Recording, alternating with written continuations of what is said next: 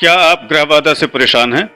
क्या आपकी कुंडली में बहुत सारे ग्रह नीच एवं मस्त हैं? क्या बहुत से ग्रह आपके गोचर में चतुर्थ, अष्टम, द्वादश में चल रहे हैं? क्या आप शनि की साढ़े साती, ढैया आदि से परेशान हैं? क्या आपकी क्रूर ग्रह की महादशा, अंतरदशा चल रही है?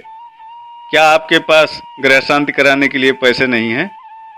ग्रहों के महंगे रत्न आप नहीं खरीद सकते, उन्हें सोने चांदी में जड़वा कर पहनने में आप समर्थ नहीं हैं। रोग व्याधि से पीड़ित हैं, पढ़ाई, दुकानदारी सब अस्त व्यस्त है, तो यह वीडियो आपके लिए है। जी हाँ मित्रों, नमस्कार।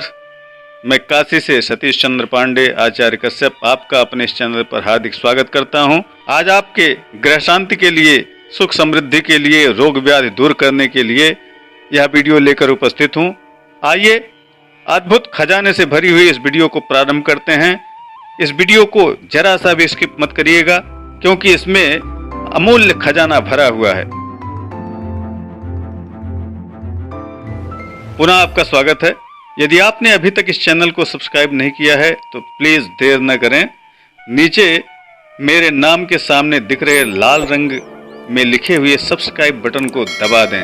आइए सबसे पहले सूर्य ग्रह की बात करते हैं। भगवान सूर्य को यदि हम आध्यात्मिक दृष्टि से देखें तो यह समस्त प्राणियों की आत्मा है, मस्तिष्क हैं, ऊर्जा है, प्राण हैं, हमें प्रकाश देने, जल देने, शरीर में रोगों से लड़ने की ताकत देने में, समस्त सृष्टि के नियंत्रण में इनका बहुत बड़ा हाथ है। हमारे शरीर पर सबसे ज्यादा इनका प्रभाव है। इनके ताप को हम साक्षात अनुभव करते हैं। यदि आपकी कुंडली में यह अस्त एवं नीचस्थ हैं तो आपका नेतृत्व का गुण, प्रतिनिधित्व का गुण, मस्तिष्क की विविधता कहीं खो सी जाती है। आप शारीरिक रूप से क्षीण हो सकते हैं, नेत्र ज्योति में न्यूनता आ सकती है। इनका रत्न माणिक्य है, जिसे स्वर्ण के साथ धारण करने पर सूर्य शांति होती है। परंतु यह आम इंसान के बश की बात नहीं है, क्योंकि सोना और माणिक्य दोनों इतने महंगे हैं। तो ऐसे में दूसरा उपचार इनका जप, दान या अनुष्ठान करना चाहिए, लेकिन आप उसमें भी सक्षम नहीं हैं तो क्या करेंगे? उपाय बाद में सभी ग्रहों का एक साथ बताऊंगा। आप कृपया सुनते रहें, समझते रहें। अब हम चंद्रमा को देखते हैं। सूर्य के बाद जिस ग्रह का प्रभाव हमारे जीवन पर सबसे ज्यादा है वह चंद्र है। मन पर इनका नियंत्रण है, स्वभाव शीतल, चंचल, श्वेत इनका रंग है। यदि चंद्रमा आपकी कुंडली में सही नहीं है तो मानसिक कष्ट, उद्वेग, निमोनिया, सर्दी, जुकाम, शरद ऋतु आने पर कफ, बुखार आदि एवं मार्केस की दशा में मारक तक सिद्ध हो जाते हैं। इनका रत्न मोती है, परंतु आज के समय में शुद्ध मोती का मिलना बड़ा दुष्कर है। इनका जपदान अनुष्ठान आप कर नहीं सकते, तो फिर क्या करेंगे यह आगे बताऊंगा। मंगल ग्रह, पृथ्वी पुत्र, पृथ्वी पर रहने वाले प्राणियों के लिए अत्यंत प्रभावी। लाल रंग, प्रतिनिधित्व गुण, कुंडली में सही स्थिति न होने पर सुख, संसाधन, भौतिक वस्तुएं, जमीन, भवन, वाहन एवं धर्म कर्म में अरुचि का होना, संतान में बाधा, एक्सीडेंट, रक्त विकार, ब्लड प्रेशर, ऑपरेशन आदि इनके सही स्थान पर न होने से संभव है। इनका रत्न मूंगा है, जो कि काफी महंगा है।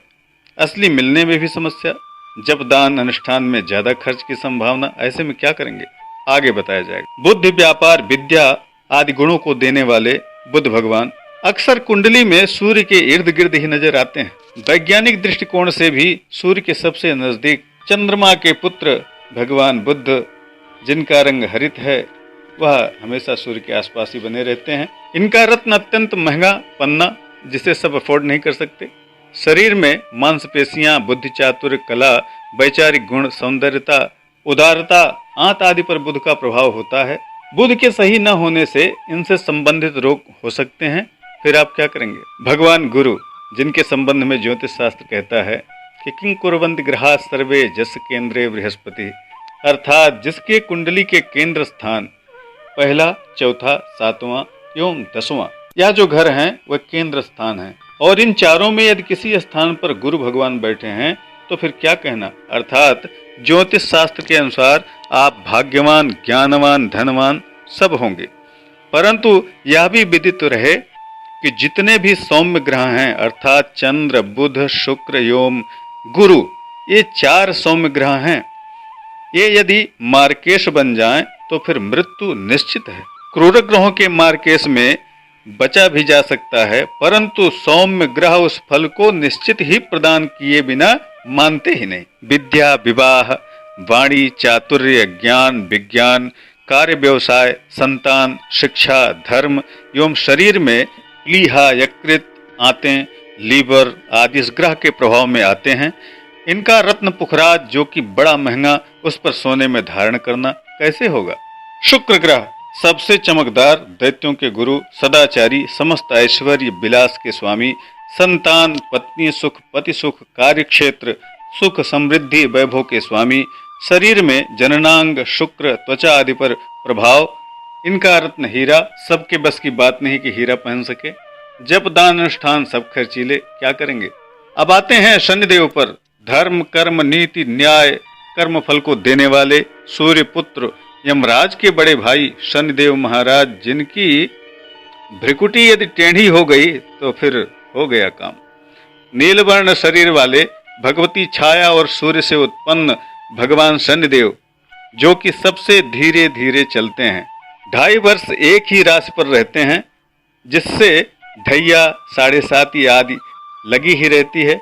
वाणी, कर्म, कमर, किडनी आदि इनके प्रभाव में रहते हैं। इनका रत्न नीलम अत्यंत महंगा, और जिसके बारे में यह भी कथन कि सूट करेगा कि नहीं।